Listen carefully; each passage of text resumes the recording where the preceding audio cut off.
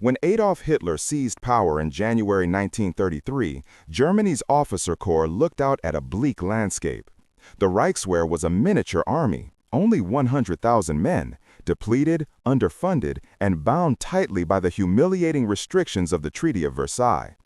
Many officers believed the nation's honor had been shattered in World War I and further degraded by years of political instability.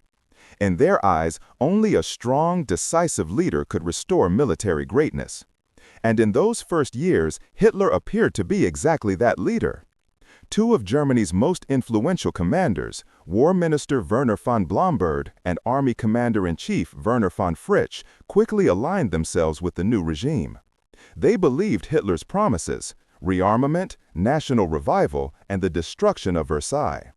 Hitler rewarded their loyalty almost immediately. Funding surged, recruitment expanded, new weapons programs were approved, promotion channels opened.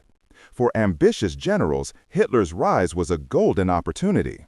A turning point came in March 1936 with the reoccupation of the Rhineland. German troops entered the demilitarized zone in what Hitler described as a bold act of national liberation. But many generals felt sick with anxiety. Germany's military was still too weak for a major war should France retaliate. Yet no retaliation came. The world watched and did nothing. This emboldened Hitler and electrified the officer corps. General Alfred Jold would later admit that although the leadership feared disaster, Hitler's gamble paid off so dramatically that admiration swept through the ranks. Boldness had triumphed over caution. Hitler pushed further. Rearmament accelerated at a breathtaking pace. By 1939, the Wehrmacht had expanded into a modern, mechanized force of millions. Officers received new commands, modern equipment, and unprecedented influence. The message was clear: loyalty to Hitler brought success. The Anschluss with Austria in March 1938 and the dismantling of Czechoslovakia later that year further strengthened Hitler's aura. Once again, he took enormous risks. Once again, he won without firing a shot. Many generals believed they were witnessing the rebirth of their nation. Erbe auf deutscher Größe und dass Hitler allein das erreicht hatte, was traditionelle Diplomatie niemals konnte. But cracks were forming beneath the surface. General Ludwig Beck, Chief of the General Staff, became increasingly alarmed. Im August 1938, resigned after repeated confrontations with Hitler. In several memoranda, Beck warned that Hitler's reckless ambitions would lead Germany to collapse. His resignation sent shockwaves through the high command. Yet most officers remained silent, unwilling to jeopardize their careers or the apparent resurgence of German power. Then came the Blomberg-Fritsch affair. In early 1938, both top commanders were removed. Blomberg after einem Skandal involvierend seiner Brides Past und Fritsch after false charges of misconduct. Historikers still debate whether Hitler orchestrated these scandals or simply exploited them. What cannot be disputed is the outcome. Their removal allowed Hitler to appoint loyalists so as Wilhelm Keitel, a man famous for his obedience, knit his strategic genius. By the eve of World War II, the generals were divided.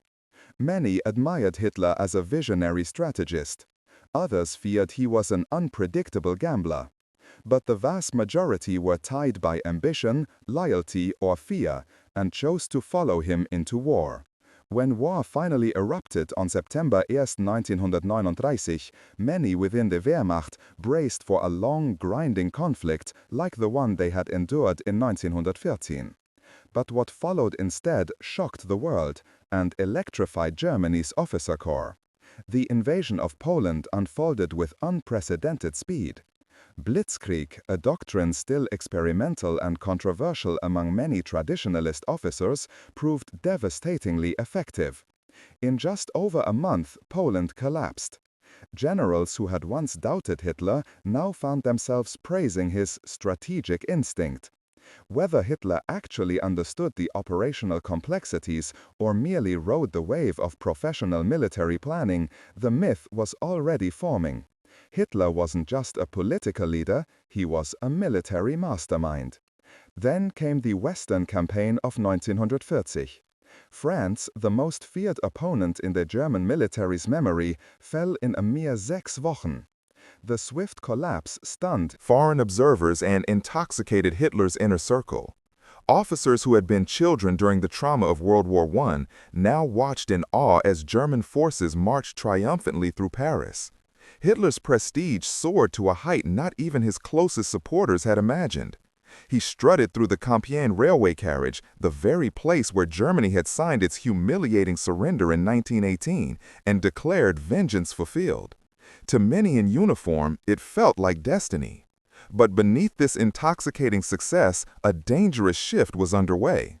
Hitler interpreted these victories not as the result of coordinated planning, professional staff work, or favorable circumstances, but as validation of his personal genius. He increasingly bypassed the general staff, issued direct operational orders, and dismissed warnings from experienced commanders. The Wehrmacht High Command, once a pillar of conservative professionalism, became a stage on which Hitler's authority grew absolute. Nowhere was this more evident than in the planning of Operation Barbarossa, the invasion of the Soviet Union. Many generals expressed private doubts. They warned of logistical nightmares, supply shortages, and Russia's notorious winters. They reminded Hitler that Napoleon had tried the same gamble and lost everything. But Hitler waved away these concerns with impatience and contempt. "We have only to kick in the door," he declared, "and the whole rotten structure will collapse." His confidence was reinforced by intelligence reports suggesting Soviet weakness, by the Red Army's poor performance in the Winter War with Finland, and by the dizzying momentum Germany had built in Europe. Once again, fear and ambition silenced dissent within the high command.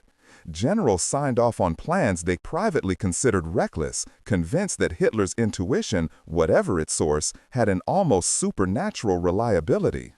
On June 22, 1941, Germany launched the largest military invasion in human history.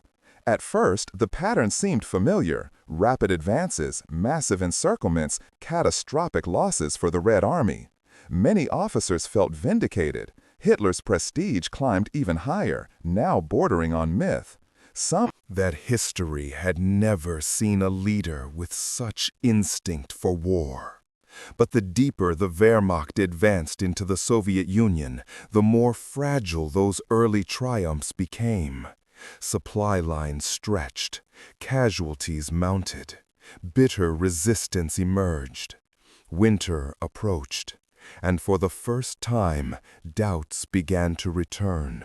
Not boldly, not publicly, but quietly, whispered in frozen trenches and dimly lit headquarters.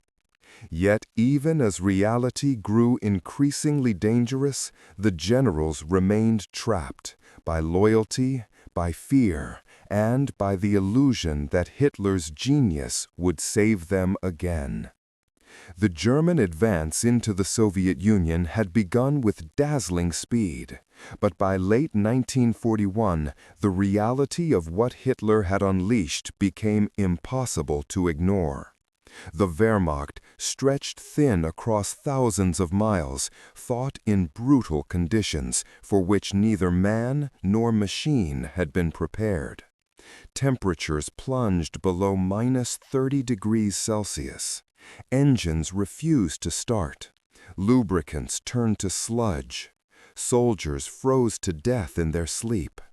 And as the front stalled before the gates of Moscow, it became clear to many in the high command: the myth of Hitler's unstoppable intuition had collided with the immovable wall of reality.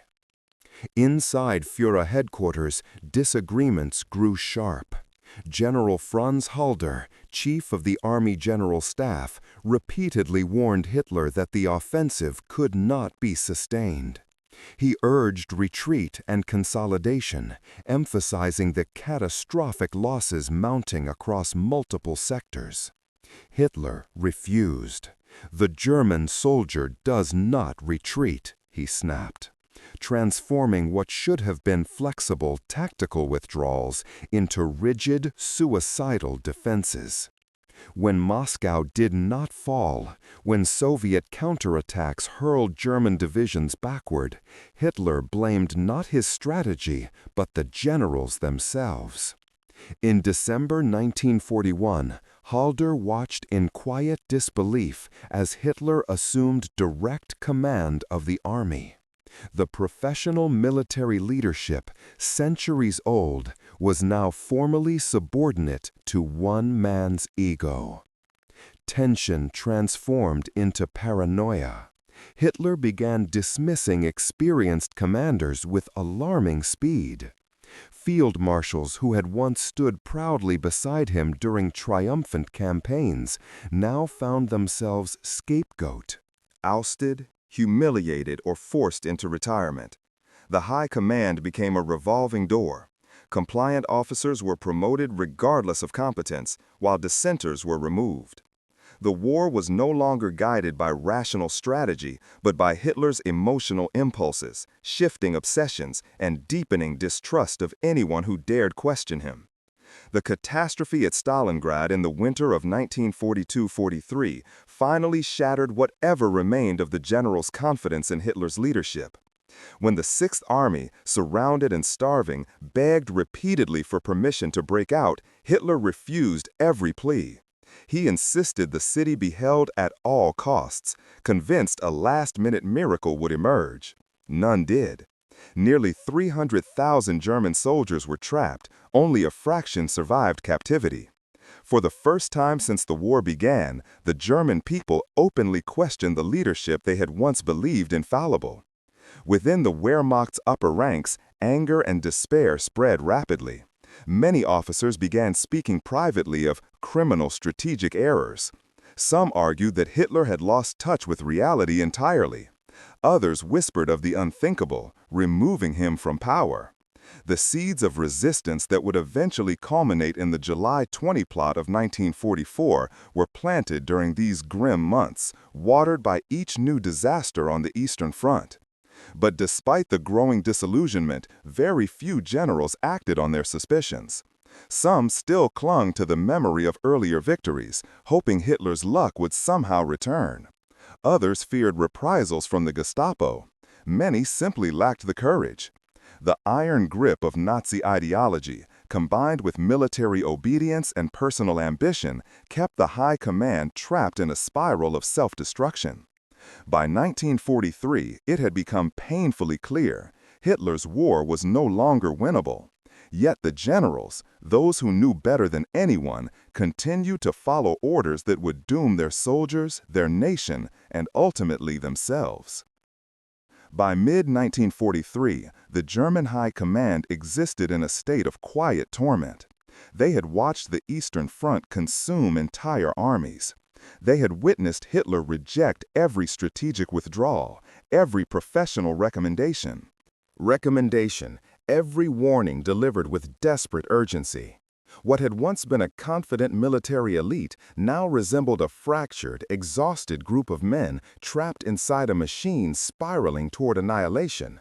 And yet, they continued to obey. Hitler's distrust of his generals had hardened into full-blown obsession. He believed betrayal lurked in every corner of the officer corps. Any setback, any lost city, any encircled division became evidence of sabotage rather than strategic impossibility. He replaced seasoned commanders with younger, more submissive officers whose loyalty mattered more than their competence. Field marshals who had held authority over vast theaters of war were reduced to powerless figures. The once proud German general staff, renowned for its scholarship and military excellence, had been reduced to a hollow shell, forced to rubber-stamp catastrophic decisions they knew would bring disaster. Inside Führer headquarters, the atmosphere grew suffocating. Maps no longer represented reality. Hitler refused to allow red markers to indicate lost positions. Many generals described the experience as planning war in a fantasy world. When they presented bad news, Hitler raged for hours, accusing them of cowardice or treason. Some officers deliberately falsified reports to avoid his wrath, creating a feedback loop that only deepened strategic chaos.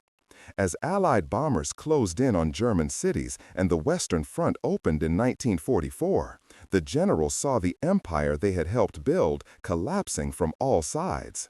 The once unquestioned belief in Hitler's genius was replaced by bitter regret and growing fear. The Gestapo monitored every whisper of dissent, every suspicious glance, every unofficial meeting between officers. The walls themselves seemed to have ears. Many generals kept cyanide capsules hidden in their uniforms, knowing the punishment for disloyalty would be torture, execution, and the destruction of their families. Yet even under that fear, resistance flickered. The July 20 plot of 1944, an attempt to assassinate Hitler and negotiate peace, was born from the exact despair that had been spreading since Stalingrad. Generals like Ludwig Beck, Henning Canning, Von Treschow, and Erwin von Witzleben concluded that Hitler was not merely incompetent, he was destroying Germany. But the plot failed, and the retribution was merciless.